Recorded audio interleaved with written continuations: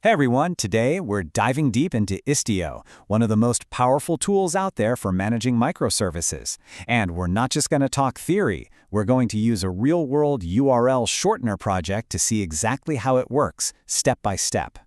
So let me ask you a question. Does this look familiar? You've gone all in on microservices, but now you find yourself just drowning in custom code for things like retries, security, and routing between all your different services. It's a total nightmare, right? And it's exactly the problem Istio is created to solve. So here's our game plan. We'll start with that microservice nightmare and why we need a service mesh. Then we'll actually enter the mesh. From there, we'll get into the fun stuff, intelligent routing, zero-code security, and some pretty advanced resilience patterns. And finally, we'll talk about the big payoff. Let's get started. You know, as your system grows, the network, it just becomes the most fragile part. All of a sudden, you're on the hook for securing communication, trying to figure out what's even happening between services, and controlling all this traffic across, dozens of services. Trying to do all of that inside each application's code is it's complex, it's super error-prone, and honestly, it's a huge distraction from what you should be doing, writing business logic. So, how do we escape this whole nightmare? Well, we enter the service mesh. This is the point where we start to offload all of that complicated network logic from our applications and hand it over to the infrastructure itself. The absolute core concept you have to understand is the Sidecar Pattern. What Istio does is it automatically places this tiny but incredibly powerful proxy called Envoy right next to each one of your services. So in our URL Shortener, when the right API wants to talk to the spanner emulator, the request doesn't go directly. Oh no, it gets intercepted by the local Envoy proxy, sent across the network to the other Envoy proxy, which then hands it off to the spanner service. This little interception, that's the key to absolutely everything else we're going to talk about. And what's really amazing is just how simple this is to turn on. You don't have to change a single line of your application code. You just run this one kubectl command you see here. It honestly acts like a magic wand. You're just telling Istio, hey, from now on, I want you to inject a sidecar into every new pod in this namespace. It is that easy. Okay, so our services are now officially in the mesh. Now what?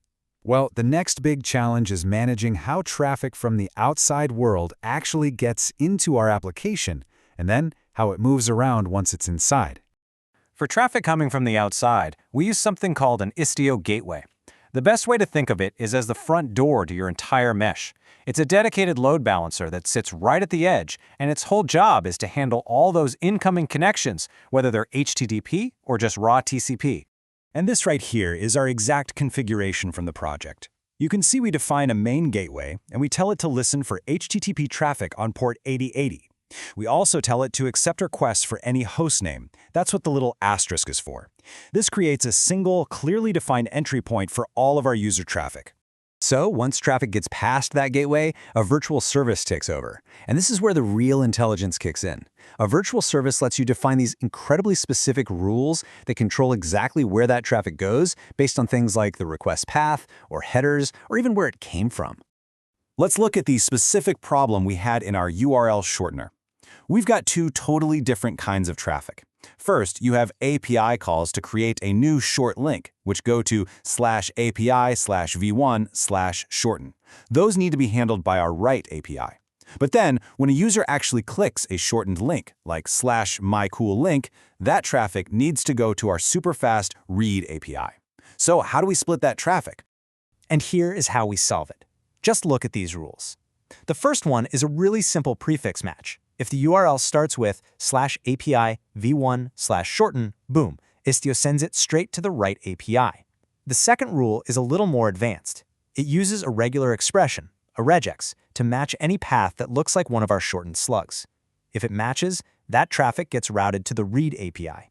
This is some seriously powerful routing logic, and it all lives completely outside of our application code. All right, traffic is flowing just how we want it. Now let's talk about one of the biggest, if not the biggest, wins with Istio: security. Specifically, taking all of that authentication logic completely out of your application's hands. I mean, this quote from the source material really says it all. Just imagine never having to import a JWT library or manage public keys or write token validation logic in your service ever again. Istio Sidecar can literally handle all of it for you. The Istio resource that makes all this magic happen is called request authentication. You use it to tell the mesh exactly how to validate incoming tokens. You can specify the token issuer, where to find the public keys, and even what to do with the token's claims after it's been verified. Okay, so the really crucial part is right here in this configuration. We're telling Istio to expect a JWT from our Google Identity Provider. But then look at the Output Claim to Headers section. This is so cool. We're telling Istio to pull the user's unique ID out of the subclaim of the token and then forward it to our application in a simple, trusted HTTP header called XUserID. Our app just has to read a header. All the complex crypto is handled by the mesh. Now, let's get into some of the more advanced stuff. This is where Istio really shines, helping you solve those tricky, real-world problems and build systems that are truly resilient. And again, all without changing your code. For this kind of work, we use a destination rule. So if a virtual service decides where traffic should go, a destination rule defines how we should talk to that destination once the choice has been made. This is where you configure things like connection pool settings, load balancing strategies, and, as we're about to see, TLS policies. So in our URL Shortener project, we ran into this really strange problem. The right API just could not connect to our Spanner database emulator. And the issue turned out to be that Istio by default encrypts all the traffic inside the mesh using mutual TLS, or MTLS, which is great for security. But our simple little emulator didn't speak this advanced protocol correctly, so the connection just kept failing. And here is the fix. A beautiful, simple 4-line destination rule. We just target the Spanner emulator service, and we set the TLS mode to disable. That's it. We just told Istio's sidecar, hey, for this one specific destination, don't even try to use MTLS. The problem was solved right at the infrastructure level, and our application code remained completely untouched. And really, this is just the tip of the iceberg. Istio enables all sorts of industry-standard patterns. You can set up circuit breakers to automatically cut off traffic to a service that's starting to fail. You can even inject faults, like adding a 5-second delay, just to test how your front end handles slowness.